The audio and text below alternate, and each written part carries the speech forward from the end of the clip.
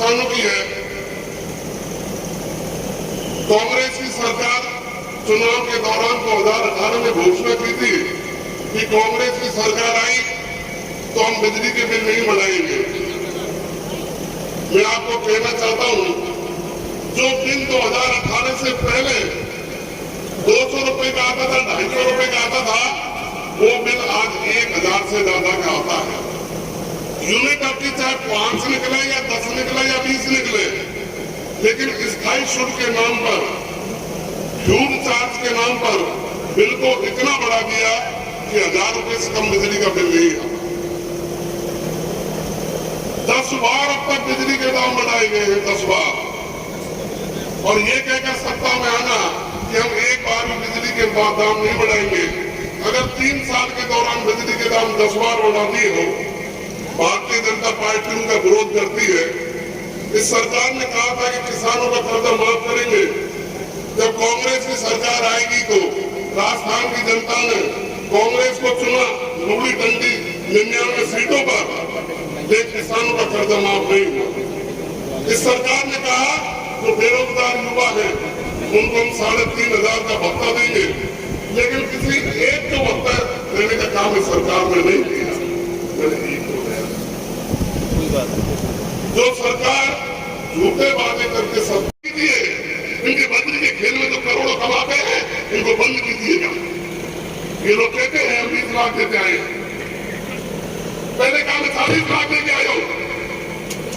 पैसा किसको देते हैं? माननीय एसपी साहब तो पैसा लेते नहीं, वो तो ईमानदार आदमी है। फिर किसको देकर के आप सपोर्ट 40 लाख रुपए देकर रखते हो? फिर वो 40 लाख की जगह 40 करोड़ नहीं लगाएंगे, 40 करोड़ नहीं कमाएंगे, फिर जनता को लूटेंगे नहीं। भारतीय जनता पार्टी कमर कर चुकी है। माननीय गोडवाल साहब, मेरी अगली मीटिंग टोडाबीन में होगी, हिंडौन में होगी और करौली में होगी, और 50,000 आदमी के साथ नवंबर महीने में दीपावली बाद जिला कलेक्टर जिला एसपी कार्यालय का घेराव करेगी। ये भारतीय जनता पार्टी की घोषणा है। हम चैन से नहीं बैठेंगे, लेकिन अधिकारियों आपको भी चैन से नहीं बैठने देंगे कि इस गूंगी बहरी सरकार को जगाएं। तो आप जगाने आए हो क्या? हाथ खड़ा करके बताओ, क्या आप भी जगाने आए हो क्या? लेकिन अपने जगाने का असर नहीं हो रहा। अभी जिला अध्यक्ष ने एसडीएम को कहा कि यहां पर इस सरकार के खिलाफ एक धरना चल रहा है और हम शांति प्रिय लोग हैं, भारतीय जनता पार्टी के अनुशासित कार्यकर्ता हैं, हम किसान हैं, हम मजदूर हैं, हम पीड़ित हैं। हमारा ज्ञापन लेने के लिए सरकार के नुमाइंदे के रूप में एसडीएम को यहां पर आना चाहिए। लेकिन उनका जवाब था कि नेता जब तक नहीं कहेंगे यहाँ के विधायक मंत्री, तब तक मैं वहां से नहीं उठ सकता। यह दुर्भाग्य है हमारा कि इस सरकार के अंदर जो कर्मचारी बैठे हैं वो जनता की सेवा के लिए नहीं बैठे, नेता की गुलामी के लिए बैठे। ये इस सपोर्टर का दुर्भाग्य है दोस्तों। मैं बहुत देर से सुन रहा हूं, कोई सीआई की बात कर रहा है, कोई भ्रष्टाचार की बात कर रहा है। सच है ये कि राजस्थान में जो हालत सपोर्टरों के नेताओं ने पैदा कर दी है सपोर्टा के अंदर, वो पूरे प्रदेश में चर्चा का विषय है। मैं भी करौली में कई बार धरने प्रदर्शनों में आया, क्योंकि सपोर्टा से मेरा विशेष लगाव है। खंडार और सपोर्टा लगता हुआ है। और मैंने कोशिश की थी कि करणपुर से सवाई माधोपुर जाने का रास्ता मेरे समय में मैंने प्रारंभ करने का कोशिश की थी, लेकिन सरकार चली गई। और मैंने यहाँ के नेताओं से और वहां के नेताओं से कहा, आप विकास के लिए थोड़ा सा भी अगर प्रयास करना चाहते हैं तो इस रास्ते की बात करें। उन्होंने रास्ते को तो छोड़, मुझे जब सपोर्टरा में घुसा तो जो खड्डों की, जो रोडों की हालत देखने को मिली, ये हमारा दुर्भाग्य है दोस्तों। और उसके बाद भी आप लोग इतनी बड़ी संख्या में यहाँ पर आए। मैंने तो सुना था कि सपोट्रा के लोग यहाँ के नेताओं से डरकर बाहर नहीं निकलते, लेकिन इतनी बड़ी संख्या में आपको देखकर मेरी छाती चौड़ी हो गई। मैं आप सबको धन्यवाद देता हूं दोस्तों। हमें वो लोग चाहिए जो अन्याय के खिलाफ लड़ना चाहते हैं। क्या आप तैयार हैं? जोर से बोलो, तैयार हैं? हमें वो लोग चाहिए जो सरकार को झुकाना चाहते हैं। क्या आप लोग तैयार हैं? हमें वो लोग चाहिए जो अन्याय के खिलाफ संघर्ष करने की हिम्मत रखते हैं। क्या आप तैयार हैं?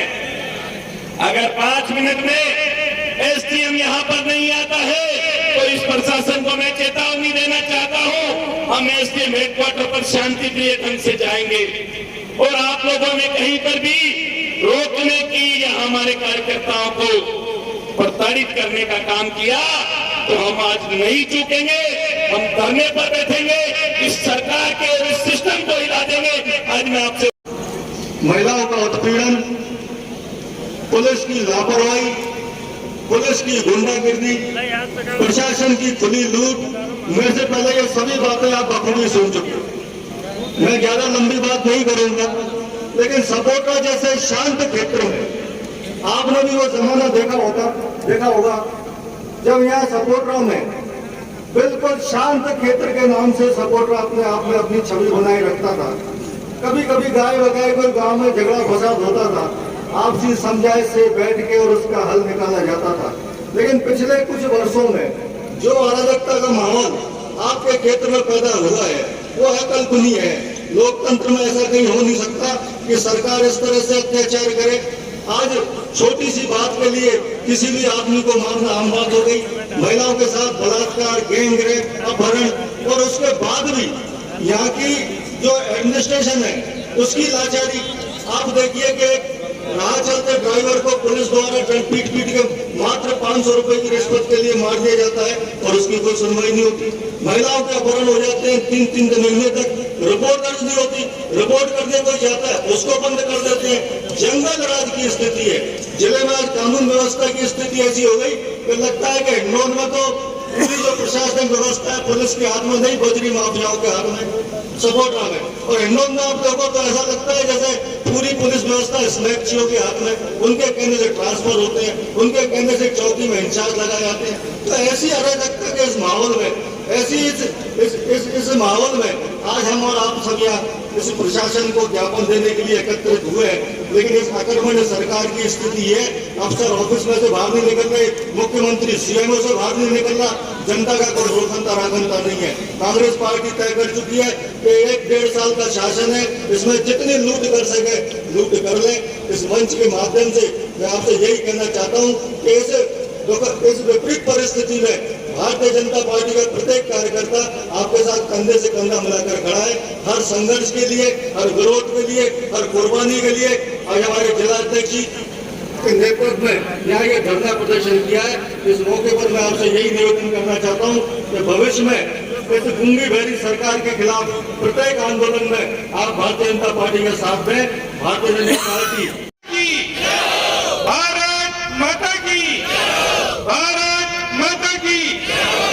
हमारे स्थान देवता हमारे सामने विराजमान है, हम उनकी आज शरण में हैं। एक बार उनका भी जयकारा लगाएंगे, बोलिए नसीर बाबा की। मंच पर विराजमान राजस्थान सरकार के पूर्व मंत्री, राजस्थान प्रदेश के प्रदेश मंत्री के नाते हम सबकी संभाल करने वाले हमारे बड़े भाई आदरणीय जितेंद्र जी गोडवाल,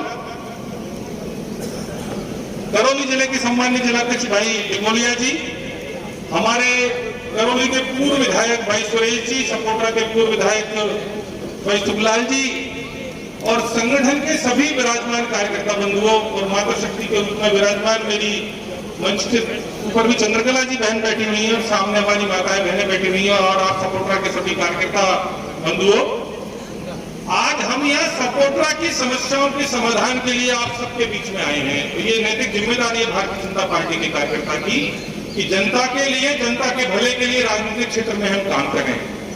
पिछले 13 वर्षों से आप यहाँ पर अराजकता का दंश झेल रहे हैं। बंधुओं, समय केवल 2 मिनट का मिला है, ज्यादा भूमिका की बात मैं नहीं करूंगा। इतना सा ही आपसे आग्रह करूंगा, आप सभी ऊर्जावान कार्यकर्ता और यहाँ के नागरिक बंधु बैठे हुए हैं, देश कहां से कहां पहुंच रहा है। आप कल्पना कीजिए कि मोदी जी के नेतृत्व में भारत का मान, भारत का सम्मान, भारत का आधार विश्व पटल पर कितना आगे पहुंच गया और हम यहाँ अराजकता में फंसे हुए हैं। बंधुओं, कैसा क्षेत्र है जहां पर एक बहन के साथ गैंग रेप हो जाता है, किसी भी बहन को उठा लिया जाता है, बजरी का अवैध दोहन किया जाता है। किस कारण से? सिर्फ राज्य प्रशासन के लोगों, समझिए समय बदलेगा, सूरज निकलेगा, 2 वर्ष के बाद राजस्थान में फिर कमल खिलेगा। आपको यही राजस्थान में रहना है। जनता के लिए काम करिए, जनता के विकास के लिए काम करिए, सबका साथ, सबका विकास और सबके विश्वास के साथ काम करिए। जनता आपको पलक पावड़ों पर बिठाएगी, वरना आपको बेइज्जत करके निकालेगी। मैं ज्यादा समय नहीं लूंगा, आपसे इतना आग्रह करूंगा, पार्टी के कार्यकर्ताओं के साथ सभी बंधु खड़े हो और इस अराजकता के खिलाफ हम सब लड़े। ये हमारा कर्तव्य है, हमारा दायित्व है, हमारी जिम्मेदारी है। आप सबने सुना, बहुत बहुत धन्यवाद। जय हिंद, जय भारत। बहुत बहुत धन्यवाद आदरणीय हेमंत जी। अगले वक्ता के रूप में भारतीय जनता पार्टी के प्रदेश मंत्री किसान मोर्चा आदरणीय अशोक सिंह की दवाई से निवेदन करूंगा, आप आए और अपनी बात करें। समय का आप भी ध्यान रखें भाई साहब।